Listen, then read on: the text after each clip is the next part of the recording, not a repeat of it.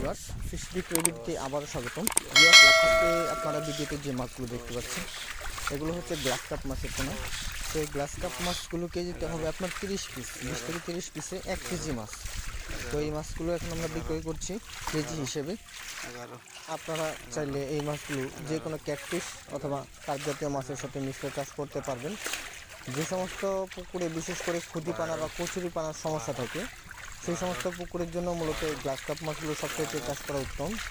তো এই খুদিপানাগুলো কিন্তু এই গ্লাস কাপ মাছের খাবার হিসেবে ব্যবহৃত হয়। এই গ্লাস কাপ মাছগুলো খাবার হিসেবে খেয়ে থাকে এবং খুব দ্রুত তাড়াতাড়ি বৃদ্ধি পায়।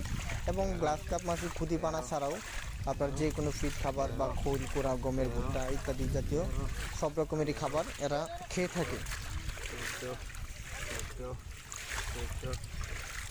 এরা বিশেষ করে উপরের স্তরে খুদিপানাগুলো খায় এবং পুকুরের নিচের স্তরে যদি আপনার ময়লা আবর্জনা বা এই সমস্ত ইত্যাদি জাতীয় কোনো কিছু থেকে থাকে সেইগুলো আপনার খাবার হিসেবে খেয়ে থাকে।